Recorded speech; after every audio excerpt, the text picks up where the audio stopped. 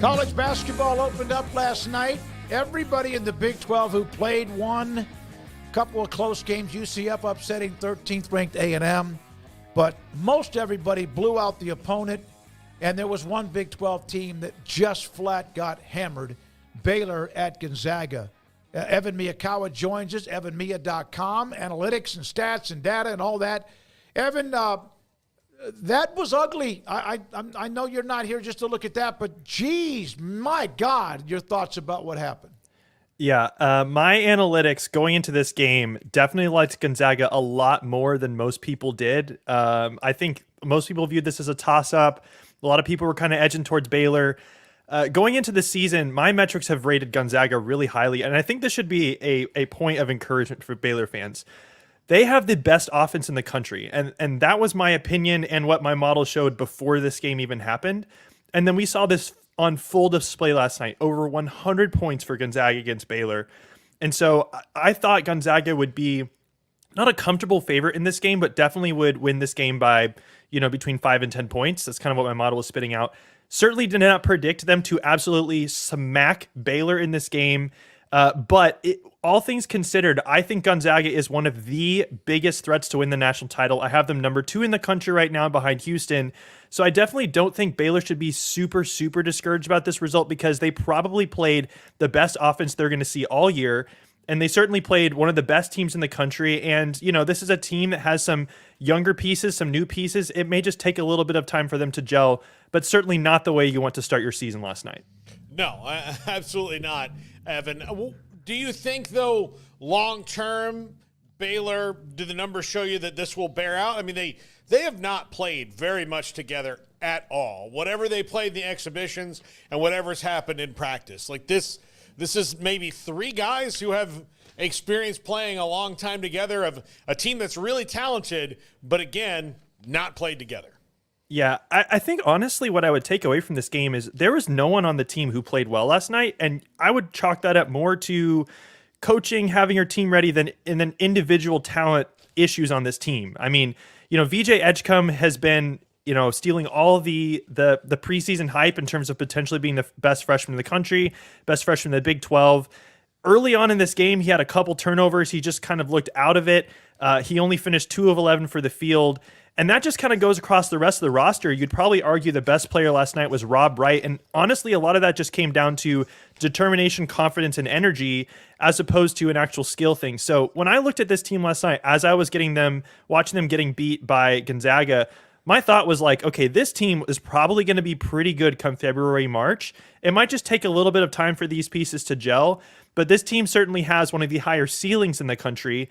And one of the things that I noted with them in the preseason is that there really is a lot of potential ways that this season could go for Baylor. They could be an absolutely elite team. They could also disappoint just because of all the new pieces and the reliance on key freshmen like Edgecombe and Rob Wright.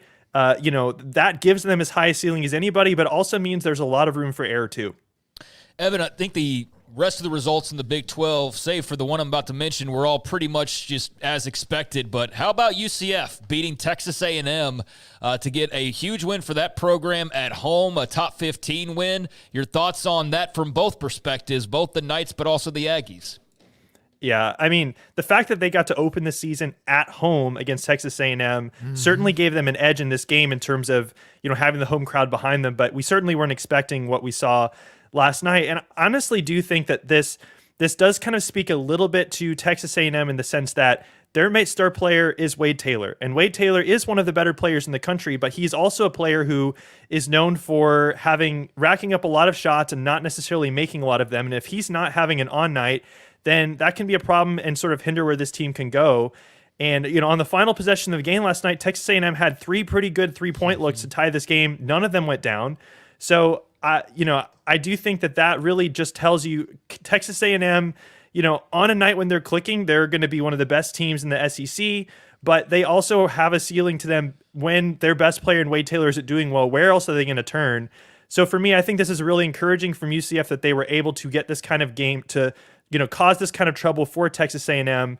And, I still think it's going to be an uphill battle for them this year in the Big 12. They're certainly not in that top tier or 2 of the conference, but who knows? Anything could happen, and if they keep this momentum going, they could be kind of in the at-large picture come the spring. I saw that you, during the Gonzaga Baylor game, it's a part of what you do, the kill shot. Gonzaga kill shot and they seemed like they had like a plethora of kill shots. Explain to everybody your data or how you follow the kill shot, what it means. Yeah, so the kill shot is any time that a team scores 10 or more unanswered points in a game. And this is a way of measuring how many times a team is able to flip the script and really put the momentum on their side, and whether that's going on a 10-0 run or giving them one up. And so a lot of times in games like this, when it's supposed to be tightly contested, a team that has more of these types of runs really does wrestle the game away. It was fairly tight early on. I think Gonzaga was up by 2 or 3. And then they went on a kill shot early, and it was a double-digit lead for the rest of the game. And that's really, Baylor never really had a shot after that. Obviously, the score got more lopsided than that, but that's really what stole the momentum. And so for them, early in the first half, having that 10-0 run to kind of wrestle the lead away and comfortably have it the rest of the game, I really think set the tone for the whole 40 minutes. So for those who have not seen your coverage with us, and we knew you when you were in diapers, and we kind of helped you along the way, but your stuff is taken off. National writers refer to it, and obviously there's a lot of indexes, etc. Tell everybody kind of how you got into this, and then also what you do.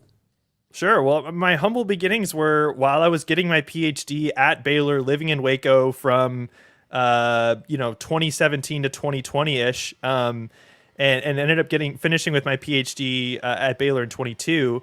But basically, while I was in grad school there, I was working on getting my PhD in statistics and sort of, college basketball has always been my love. And so I was, messing around with different kinds of algorithms and statistics and decided to make a website out of it and just do it as a side project initially. And it's just organically grown over the last several years.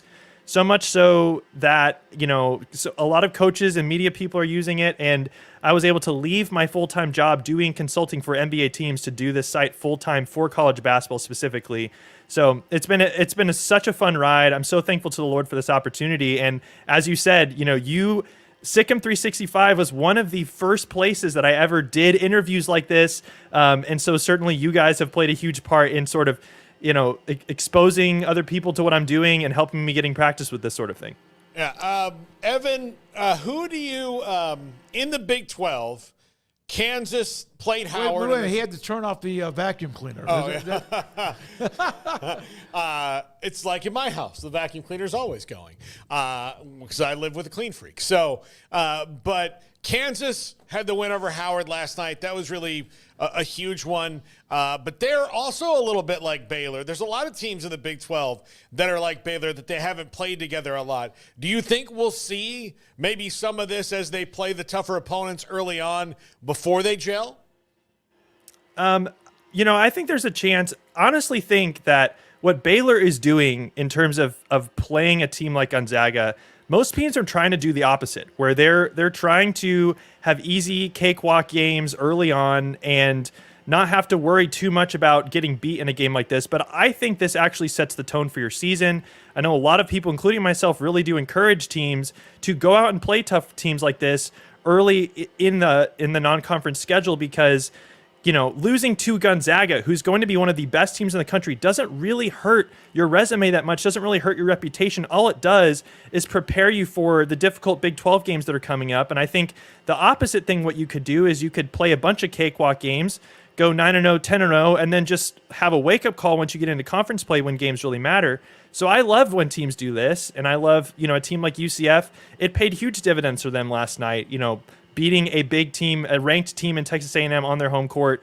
For Baylor, obviously a little bit of a different story there, but they've figured out really quickly the things they need to learn and grow. They've got Arkansas coming up, another tough test. I think this is good for them, and I think it's going to make them much more battle-tested when we get to January, February, when these games start really counting and you want to build momentum towards March. Yeah, I mean, a lot of teams that won last night won by 24 to 50 or whatever it was. I looked at all the margins for error.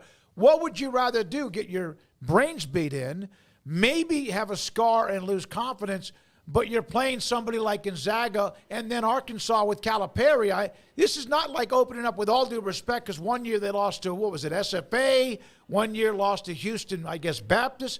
to lose those games, but you're playing nobody. Yes, exactly. And I think that, at the end of the day, I don't think coaches should be too concerned, again, about like how others perceive games like this, losses like this, because it's so much of a learning experience. And ultimately, if the goal of your season is to make a Final Four or win 6 games in the tournament, I think it shouldn't really matter too much how others perceive you. It should all be about what is going to strengthen your team. And so I do think this pays off in the long run. All right, Evan, thank you. Do you have one of those ground control, like vacuum cleaners that's going around? Is that what that is? Yes, unfortunately, my Roomba had it scheduled cleaning the one time this week in this room while this is going on, and it's too far away for me to tap it off my foot, and I'm using my phone as a camera, so we just had to roll with it. I'm sorry. It was fantastic. Live TV. I knew it had to be something like that, but you got it. Thanks for your time, buddy. Evan Miya again, or Miya, MIyakawa.com. You can go on the website, and it's fantastic. It's like overload of a bunch of data and information, analytics on this and that, including matchups.